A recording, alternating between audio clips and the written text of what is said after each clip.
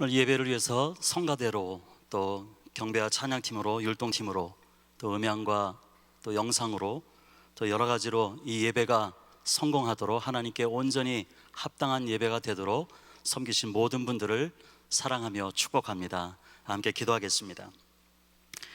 하나님 아버지, 은혜를 감사를 드립니다. 오늘 거룩한 주일, 오늘도 하나님 새날 주셔서 우리에게 맡겨진 일들을 감당할 수 있도록 하나님 은혜 주심을 감사를 드립니다. 아버지, 이 예배를 축복하여 주시옵소서. 은혜와 진리가 충만히 임하여 주시옵소서. 아버지, 오늘도 말씀하여 주시옵소서. 우리가 듣겠사오니 성령님 각 심령들 가운데 임재하여 주시고 주의 보혈로 씻어 주시옵소서. 감사를 드리며 귀하신 예수님의 이름으로 기도드렸습니다. 아멘. 시인 나태주 씨의 풀꽃이라는 아주 짧은 시가 있습니다. 내용을 보면 이렇습니다. 자세히 보아야 예쁘다.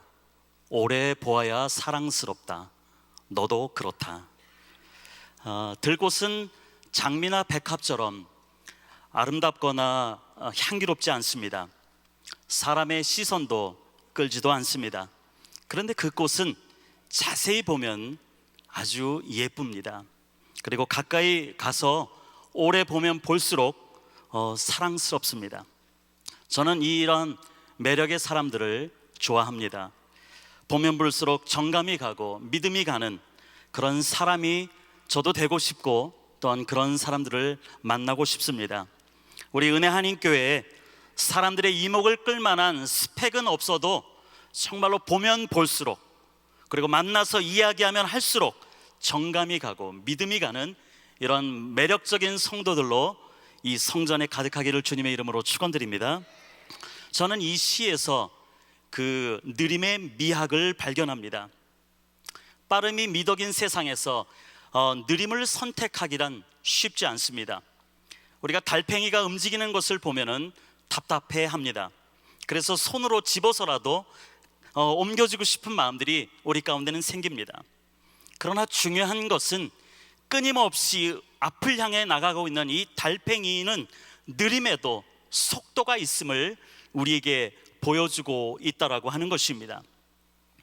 알랭 드 보통이라는 사람의 여행의 기술 중에서 이러한 글귀가 있습니다. 사람이 아무리 느리게 걸어 다니며 본다 해도 세상에는 늘 사람이 볼 수 있는 것보다 더 많은 것이 있다.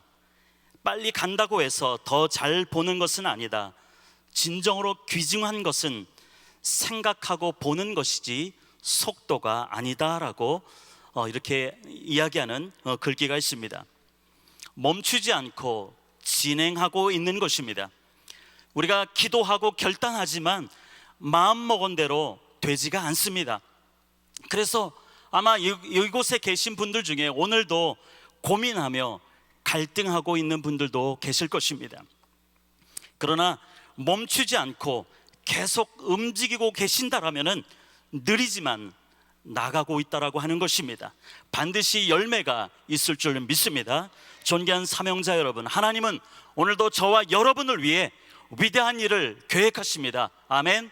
그래서 우리도 저와 여러분도 정말 하나님을 위해서 위대한 일을 결단하고 느리지만 끝까지 가시기를 주님의 이름으로 축원드립니다. 오늘 우리가 이 자리에 있는 것, 이것은 하나님의 부르심 때문입니다. 하나님의 주도적인 부르심이 있습니다. 하나님을 위해 위대한 결단을 하라라고 우리 목사님들에게 말씀하시면은 보통 대단한 일만 생각하는 경우가 있습니다. 저는 하나님을 위한 위대한 일이란 퍼즐 조각 맞추듯이 성도 한 사람 한 사람이 각자의 위치에서 은사대로 맡겨진 일에 최선을 다해 내고 있다면 결국 퍼즐 그림이 완성이 되는 것처럼 교회가 든든하게 세워가는 것이다 라고 저는 생각합니다. 또한 은혜교회를 통한 하나님은 세계 선교를 진행하시는 거대한 발걸음은 결코 멈추지 않을 것입니다. 우리는 이 믿음으로 오늘도 내게 맡겨진 일들을 감당하고 크든 작든지 간에 우리가 느리지만 우리가 계속해서 가시고 하나님께서 보여주시는 그 열매를 경험하며 나누시기를 주님의 이름으로 축원드립니다. 하나님이 날 부르시는가? 라는 질문을 자기 자신에게 하신 적이 있으실 것입니다. 오늘 이 주일 아침에 일어나서 한순간쯤은 이런 질문을 하신 분도 있을 것입니다. 하나님, 오늘 절 부르셨는지요? 하나님은 오늘도 새날을 주셨습니다. 생명을 주셨습니다. 날마다 일터에서 내가 서 있는 어느 곳에든지 오늘도 사역을 시작하기 전에 하나님이 날 부르셨는가에 대한 이 질문은 반드시 대답해야 될 본질적인 문제임을 늘 기억하시길 바랍니다. 이 질문에 대한 대답, 이것은 바로 지금 해야 하는 것입니다. 하나님이 나를 부르셨는가? 이 질문에 대한 대답이 오늘 이 자리에서 있어야 된다라고 하는 것입니다. 언젠가 이 땅에서 내 생이 끝나는 그날까지, 주님 품에 안길 때까지 되풀이하여 대답할 수 있게 되기를 주님의 이름으로 축원드립니다. 그래야 모든 교회 사역에서, 내게 맡겨진 일터에서 사명자로 살아갈 때 내가 무엇을 주도하는 것이 아니라 하나님의 기쁘신 뜻대로 나를 사역에 초대해 주셨다라고 우리가 고백할 수 있는 것이고, 초대에 대한 나의 응답이 지금 이 자리입니다 라고 우리가 고백할 수 있다라고 하는 것입니다. 우리는 이 은혜가 충만히 우리 삶 가운데 일어나야 될 줄로 믿습니다. 하나님이 나를 부르셨다라면, 그래서 내가 이 자리에 앉아 있다라고 한다면, 하나님께서 바라시는 유일한 오늘 나의 반응은 무엇일까요? 그것은 순종입니다. 하나님의 부르심이 여러분 한 사람 한 사람을 통해서 선명하게 드러나기를 하나님께서는 오늘도 원하신다라고 하는 것입니다. 부르실 때 나의 마음이 움직여서 즉각적으로 철저하게 순종의 역사가 일어나야 하는 것입니다. 이러한 자들이 하나님의 구원 역사를 이루어 가시는데, 정말로 우리가 구경꾼이 아니라 동참자로 하나님께서는 오늘도 사용하여 주시는 것입니다. 고린도전서 1장 26절에 말씀합니다. 너희를 부르심을 보라라고 선포하고 있습니다. 하나님의 부르심이 은혜요, 축복입니다. 일꾼으로 부르심에는 차별이 없습니다. 부르심에는 각자의 역할이 있습니다. 그리고 위치가 있습니다. 그러나 하나님의 부르심은 인간의 모든 기준을 초월한다라고 하는 것입니다. 그래서 고린도전서 1장 26절에 계속해서 말을 이어갑니다. 육체를 따라 지혜 있는 자가 많지 아니하며 능한 자가 많지 아니하며 문벌 좋은 자가 많지 아니하도다. 왜 이런 자를 하나님께서 오늘도 사명자로 불러주셨을까요? 그것은 바로 하나님께서 하셨다라고 하는 것들을 알려주시기 위함이라고 하는 것입니다. 전적인 하나님의 의지요, 하나님의 뜻임을 알려주시기 위함이라고 하는 것입니다. 고린도전서 1장 29절에 이는 아무 육체라도 하나님 앞에서 자랑하지 못하게 하여 하심이라. 무슨 말씀을 하는 것일까요? 그것은 바로 부르심에는 내 삶의 경계가 있다라고 하는 것입니다. 하나님의 부르심에는 한도가 있다라고 하는 것입니다. 부르심에는 어떤 것에 대해서는 예라고 말해야 하는 것이 있습니다. 그리고 아니오라고 말하는 것이 있다라고 지금 가르쳐주고 있는 것입니다. 하나님의 부르심에 응답하는 그 맥락에서 오늘 나의 삶을 선택하며 우리가 정말로 주님의 일들을 믿음으로 순종함으로 감당해 가야 한다는 것입니다. 그래서 순종이 하나님이 내게 바라시는 유일한 반응이라고 말씀하고 있는 것입니다.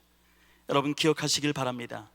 세상 어느 곳에 있든지 가장 안전한 곳, 세상 우리가 어디 있든지 간에 가장 안전한 곳, 그것은 바로 하나님의 부르심이 있는 그 한복판에 있는 것임을 여러분 기억하시길 바랍니다.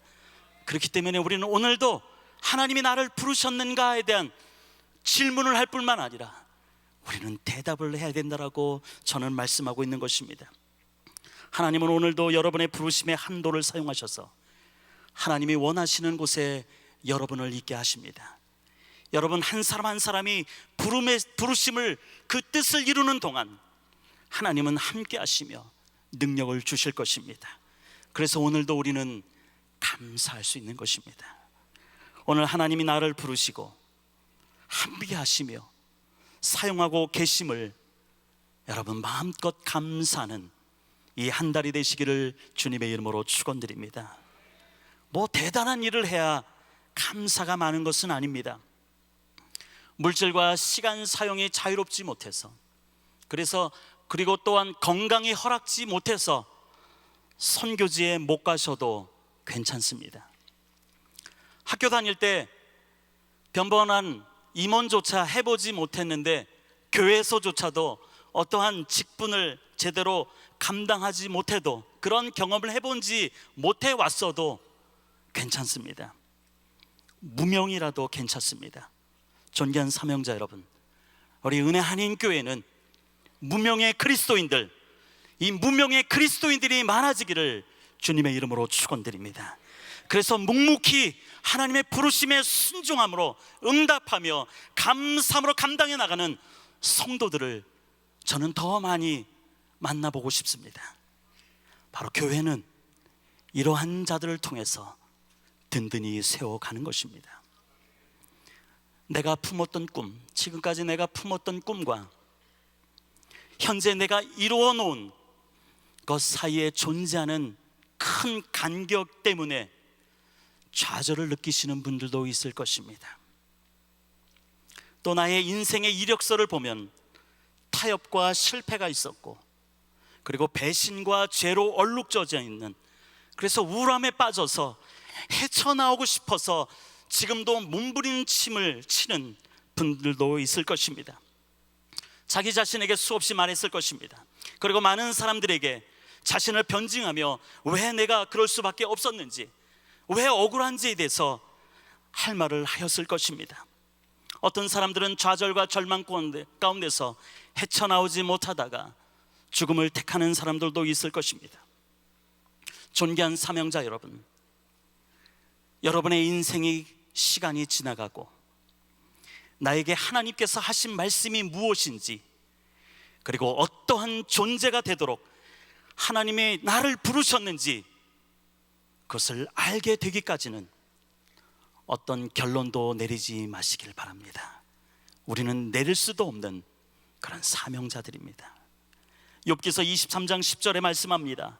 나의 가는 길 오직 그가 아시나니 그가 나를 단련하신 후에는 내가 정금같이 나오리라. 할렐루야.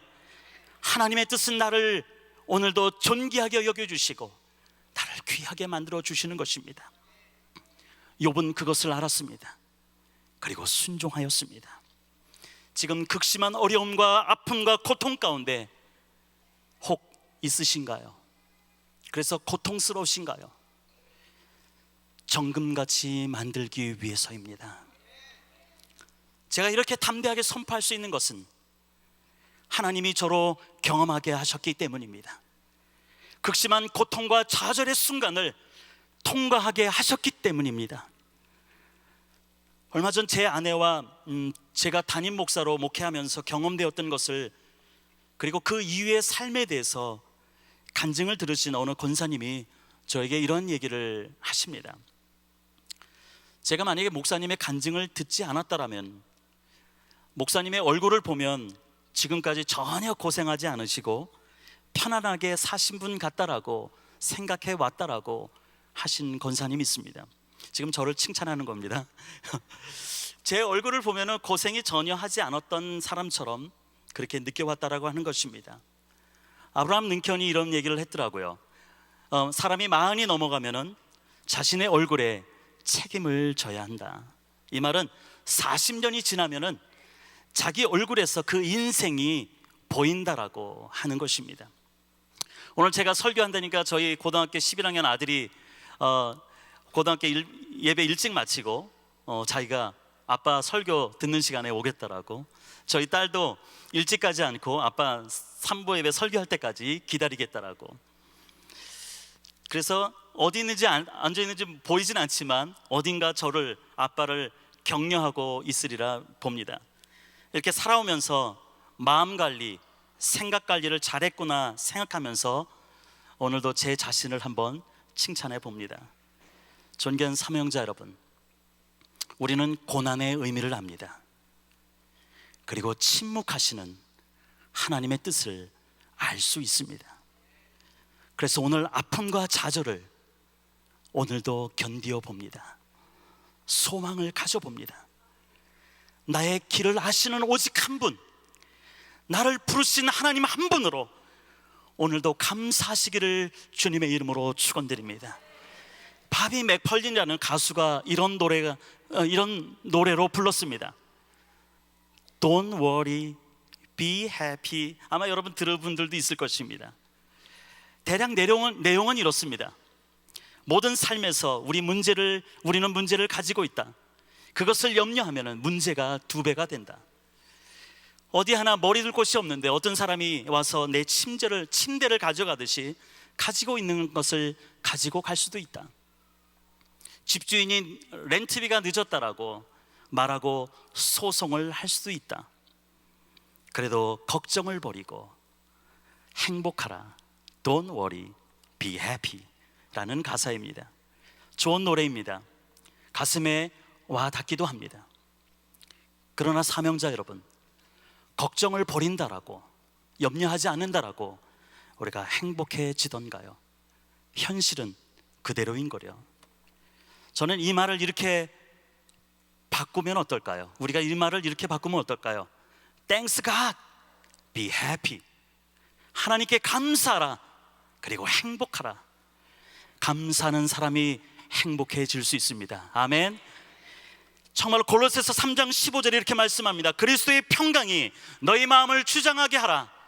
평강을 위하여 너희가 한 몸으로 부르심을 받았나니 또한 너희는 감사하는 자가 되라고 말씀합니다. 세상에서 약하디 약한 나, 미련한 나, 천한 나, 멸시받은 나를 부르셔서 사용하고 싶어 하시는 하나님의 은혜와 사랑에 오늘도 감사가 넘쳐나시기를 주님의 이름으로 축원드립니다. 나를 부르신 것은 나를 통하여 하나님께서 영광 받으시기를 원하시기 때문인 것입니다.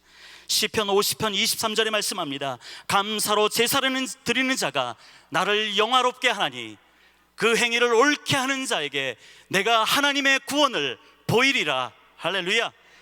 우리가 내일부터 추수감사절 특별 새벽 기도를 갖습니다. 정말로 이 집회를 통하여 정말로 많은 분들이 참여하셔서 여러분 안에 감사가 회복되시기를 주님의 이름으로 축원드립니다. 그래서 감사와 축복의 말이 여러분 가운데 넘쳐나게 되시기를 주님의 이름으로 축원드립니다. 부르심이 있습니다. 그리고 부르심에 대한 합당한 감사가 있습니다. 이제 마지막으로 우리가 점검해야 될 것이 무엇일까요? 그것은 바로 부르심을 받은 나에 대한 점검이라고 하는 것입니다. 하나님이 나를 부르셔서 사명을 주셨는데 지금 내가 그것을 감당할 수 있는 힘이 내게 저장되어 있는지 라고 하는 문제를 우리는 점검해야 된다라고 하는 것입니다. 지금까지 맡겨져 온 일을 감당하면서, 아니 내년에 16년도에 새롭게 그룹장으로 또한 부서장으로, 부서의 대표로 사역할 자로서 여러분 안에는 그것을 감당할 수 있는 힘이 여러분 안에 저장되어 있습니까? 방전되어 있습니까? 아니면 충전 중인가요? 아니면 I'm ready 외치면서 완전 충전이 끝났나요? 맡겨진 일을 감당해 나갈 수 있는 그릇은 우리는 언제든지 준비되어야 된다고 하는 것입니다. 1000번제를 쌓는 성도님들은 각자의 기도 제목이 있습니다. 어떤 제목은 불가능하지만 믿음으로 결단하고 제목에 올렸을 것입니다. 저에게도 인간적으로는 0.01%의 가능성도 없는 제목을 저도 넣었습니다. 작년에 누군가의 말에 의해서 뿌려진 씨앗이 있습니다. 저는 아무 생각 없이 던져진 말이라고 생각하고 지금까지 무시하며 살아왔지만 어느 순간 하나님께서 제 안에 그것이 움트기 시작했습니다. 그것이 제게 꿈이 되었던 것입니다. 매일 기도 제목을 쓰면서 선포하고 기도하면서 꿈을 이루기 위해서 영적으로, 지적으로, 체력적으로 매일 그릇을 준비하고 있습니다. 혹 하나님께서 하나님의 뜻이 다른 곳에 있어서 이루지 못한다 해도 감당할 수 있는 그릇이 되기까지 준비했다라고 하는 것에 대해서 또 다른 감사와 또 다른 기대와 소명이 생겨 붙입니다. 내년을 준비하며 새롭게 사명을 감당해 나갈 수 있는 힘을 준비하시길 바랍니다. 저는 이것을 온전함이라고 저는 정의해 보았습니다. 사람을 교훈하고 사람을 책망하고 사람을 바르게 하고 그리고 의로 교육시키는 하나님의 말씀의 의도는 무엇일까요? 하나님의 뜻은 무엇입니까? 즉 성경을 오늘 우리에게 주신 그 분명한 목적은 무엇일까요? 여러분 기억하시길 바랍니다. 부르심을 받은 사명자가 끝까지 그 사명을 감당할 수 있는 것, 포기하지 않고 감당할 수 있는 그 힘은 온전함에 있습니다. 하나님으로부터 끝까지 제한 없이 주님 오시는 날까지 사용받을 수 있는 그 힘은 온전함에 있습니다. 오늘 본문을 다시 읽겠습니다. 디모데후서 3장 17절, 이는 하나님의 사람으로 온전케 하며 모든 선한 일을 행하기에 온전케 하려 함이라고 말씀하고 있습니다. 성경의 의도는 부르심을 받은 우리를 하나님의 사람으로 세우는 데 있다라고 하는 것입니다. 그래서 17절 상반절에 이는 하나님의 사람으로 온전케 하며라고 기록되어 있습니다. 이 온전하다라고 하는 이 말은 헬라어로 알티오스라고 하는 단어인데, 이거는 모든 요구, 하나님의 모든 명령, 요구들을 능히 소화해낼 수 있는 그 능력을 이야기하고 있는 것입니다. 하나님께서 오늘 내게 무엇을 맡겨주시든 내가 감당할 수 있는 사람으로 내가 살 수 있는 것, 설 수 있는 것, 바로 그것을 말씀하고 있는 것입니다.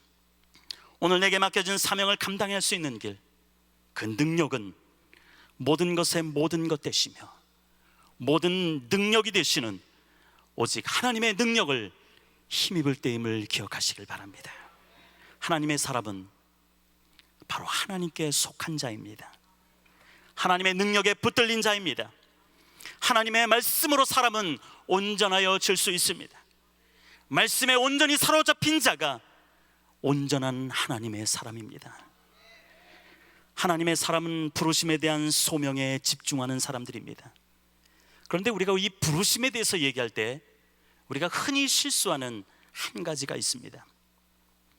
이 부르심에 대해서 얘기할 때 부르심을 단지 부르심을 받은 사명자로서 어떻게 살아갈까, 무엇을 하며 살아갈까에 하는 그 고민에 더 집중한다라고 하는 것입니다.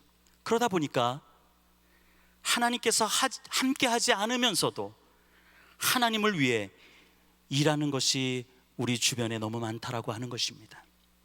아니, 우리도 그곳에 동참하며 살아왔을지도 모릅니다. 아니, 내 자신이 그렇게 변명하면서 지금까지 살아왔을 수도 있을 것입니다.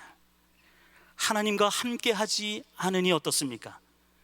하나님의 일이라고 하면서도 다툼이 있습니다. 하나님의 의지보다 내 의지가 더 강합니다. 문제가 있을 때 무엇 하나, 누구 하나 잠잠히 그 문제들을 내려놓고 함께 하나님께 엎드려 물으려고 하지 않습니다.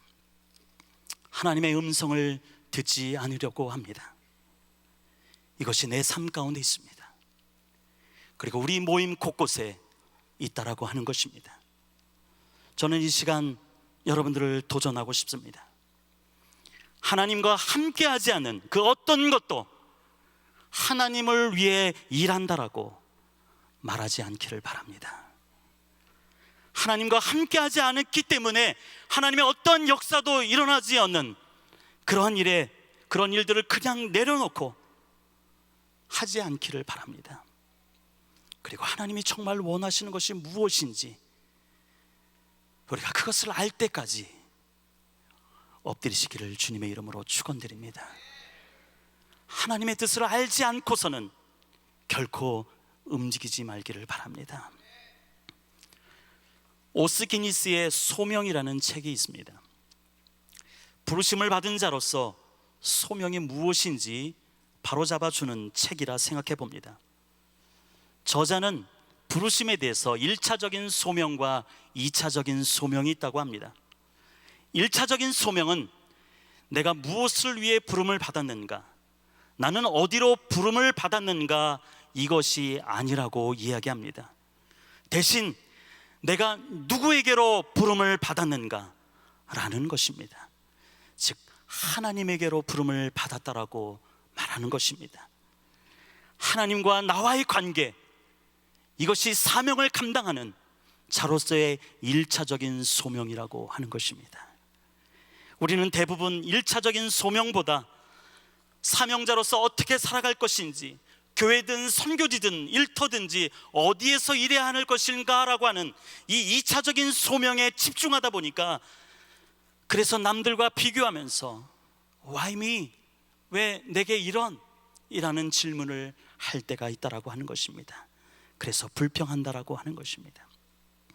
오늘도 나를 부르신 하나님의 뜻이 무엇인지 아는 것, 그리고 오늘 내가 하나님 앞에서 어떤 존재로 서 있는지 발견하는 것, 이것이 사명자에 있어서 중요한 것임을 기억하시길 바랍니다. 주님 품에 안기는 이 땅에서의 마지막 날이 올 것입니다. 그리고 이 땅에서의 최후의 부르심이 있을 것입니다. 그때 우리의 최후의 고백은 무엇이어야 할까요? 나는 완전히 하나님의 부르심에 응답했습니다. 하나님의 말씀을 따라 순종했습니다. 그래서 하나님의 이름을 높이는 일에 사용받으며 살아왔습니다라고 고백하는 유종의 미를 거둔 상태에서 발견되기를 주님의 이름으로 축원드립니다. 창세기 41장에 보면은 애굽 왕 바로가 꾼 꿈에 대해서 이야기하는 사람이 없기 때문에 답답해하는 장면이 나옵니다.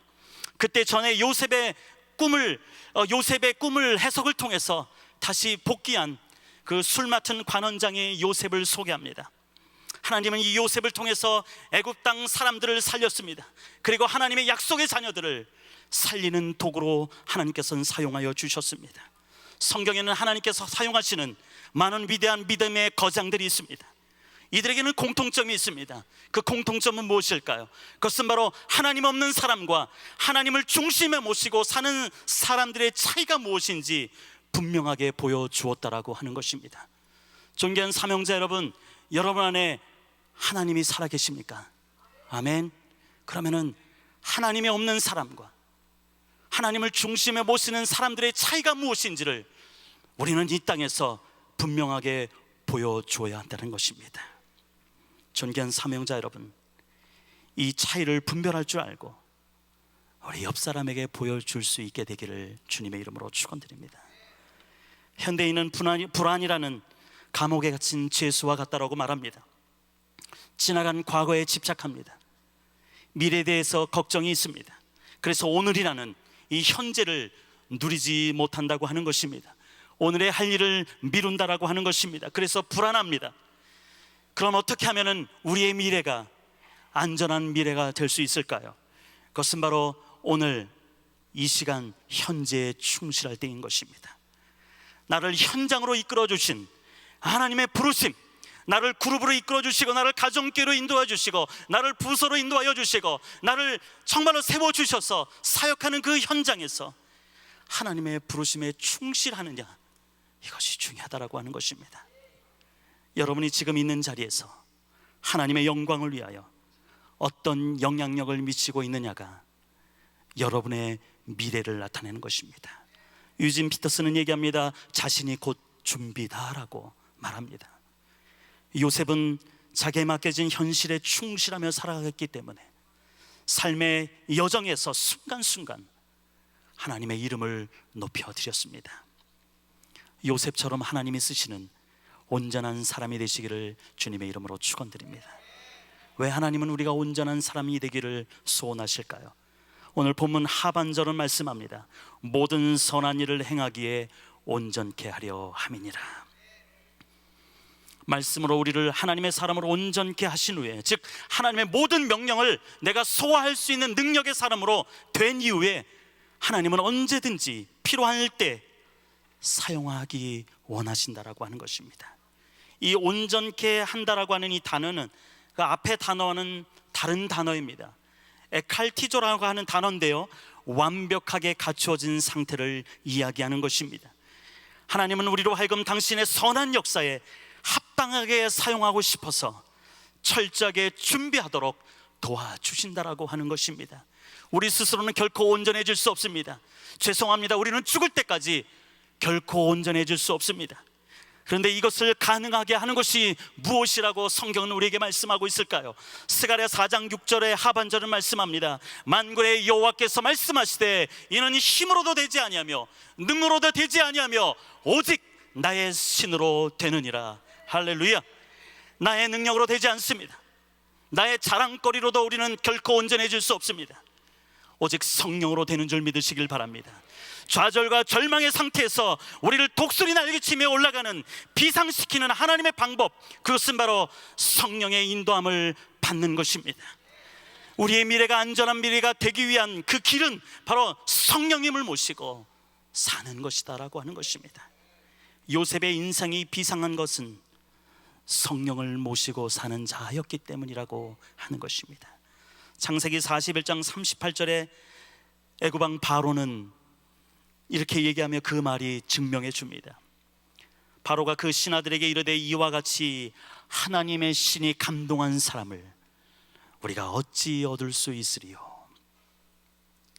세상이 이야기하는 스펙, 지금 모든 것을 갖추어져 있는 품질 보증이 된 사람도 안 되는 이유가 무엇일까요? 좋은 대학을 졸업하고 잘 갖추어져 있다라고 생각해도 안 되는 이유가 무엇일까요? 성령으로 살지 않기 때문입니다. 하나님의 성령의 바람을 타고 많은 영향력을 미치는 사람을 저는 이 시간에 소개하고 싶습니다. 한국 사람입니다. P31이라고 하는 책의 저자입니다. 주차 빌딩 건축 설계 회사인 팀하스의 사장인 하형록 씨입니다. 2번의 심장 이식 수술을 받았습니다. 주차 문화의 새바람을 불러일으킨 장본인입니다. 미국인들이 가장 일하고 싶어하는 직장으로 만들어냈습니다. 하영록 씨는 일을 하는 이유가 인류를 사랑하기 때문이라고 말합니다. 12살 미국으로 이민 오기 전에는 아버지가 부산 나환자촌에서 목회를 하셨기 때문에 동네 아이들의 놀림을 당하며 살았다고 합니다. 지나가면 아이들이 자신에게 돌을 던지기도 하였다고 합니다. 미국에 이민 와서도 인종차별과 따돌림 속에서 살았다라고 합니다. 2번의 심장 이식 수술을 받으면서 더욱 하나님의 사랑을 받았고, 어떻게 사는 것이 하나님의 뜻을 이루며 사는 것인지를 알게 되었다고 합니다. 그래서 하영록 씨는 나면서 걷지 못하던 자가 예수 이름으로 일어나 걷고 뛰었던 사도행전 3장 6절의 말씀으로 자신의 삶에도 동일하게 역사하시는 그 주님을 증거하며 살았다고 합니다. 그리고 완전히 무너져 일어설 수 없었던 자신이 예수 이름으로 일어났다라고 하는 것을 지금도 삶으로 보여주고 있습니다. 하영록 씨가 쓴 P31은 잠언 31장을 말하는 것입니다. 잠언 31장의 말씀을 붙잡고 그것을 사명으로 알고 그 말씀대로 회사 팀하스를 세워서 많은 사람들에게 영향력을 주는 든든한 회사로 성장시켰습니다. 오늘 큐티 말씀은 잠언 16장의 말씀인데, 잠언 16장 1절에 이런 말씀이 있습니다. 마음의 경영은 사람에게 있어도 말의 응답은 여호와께로서 나느니라. 잠언 16장 3절에 너의 행사를 여호와께 맡기라. 그리하면 너의 경영하는 것이 이루리라. 잠언 16장 9절에 사람이 마음으로 자기 길을 계획할지라도 그 걸음을 인도하는 자는 여호와시니라. 할렐루야. 바로 이 팀하스라고 하는 이 회사는 하나님의 바람을 타는 전략이라고 합니다. 오늘도 우리는 하나님의 바람을 타고 우리가 내게 맡겨진 사명의 믿음으로 결단하고 순종할 때 하나님은 기적 같은 일을 여러분을 통해서 이루어 가실 것입니다. 성령 하나님의 역사에 집중하는 사람들, 오늘도 하나님은 기다리고 계십니다. 바로 여러분이 되는 줄 믿습니다. 여러분이 정말로 하나님의 성령의 바람을 타고 내게 맡겨진 부르심이 무엇인지, 하나님께서 오늘 내게 원하시는 감사가 무엇인지, 그리고 하나님께서 내가 그 일들을 감당하기 위하여 하나님의 사람을 온전케 되며 하나님의 선한 일을 온전케 하기 위해서 내가 주님 앞에 서야 될 것이 무엇인지를 깨닫는 자, 묵묵히 내게 맡겨진 일들을 감당해 나가는 자를 하나님께서는 오늘도 찾으시고, 그러한 자들을 통해서 하나님께서는 위대한 일을 행하실 것입니다. 우리가 현재 성실하고 충실하며 하나님의 사람을 온전케 되는 만큼 하나님의 일에 온전케 되는 그 열쇠, 그 힘, 그것은 성령님과 함께 일하는 것입니다. 이제까지 우리가 성령님과 함께 일하지 않았다라고 한다면, 하나님의 일을 한다고 하면서도 그렇지 않다라고 하면, 우리는 이제는 끊으시고 성령과 함께 일을 해야 된다라고 하는 것입니다. 찬송에 이런 찬양이 있습니다. 내 모습 이대로 주 받으옵소서. 내 연약함조차도 기꺼이 받으시는 하나님 앞에 오늘 우리가 서 있습니다. 완전히 무너져서 일어설 수 없는 자리에서 나사렛 예수의 이름으로 일어나시기를 바랍니다. 절망과 좌절의 자리, 불평의 자리에서 나사렛 예수의 이름으로 일어나시기를 바랍니다. 하나님을 위해 일한다고 하면서도 그 어느 곳에서도 하나님의 의지가 나타나지 않은, 그래서 허영과 다툼으로 물든 자리에서 나사렛 예수의 이름으로 일어나시기를 주님의 이름으로 축원드립니다. 이제 말씀을 맺습니다. 여러분의 미래는 얼마나 보장되어 있습니까? 하나님의 부르심을 기억하시길 바랍니다. 나를 부르신 하나님께 대한 감사가 회복되시기를 바랍니다. 그리고 말씀의 순종함으로 오늘 내게 맡겨진, 그리고 보내진 장소에서 최선을 다하시고 티마스처럼 성령의 바람을 턴서 온전하게 사용받게 되시기를 주님의 이름으로 축원드립니다.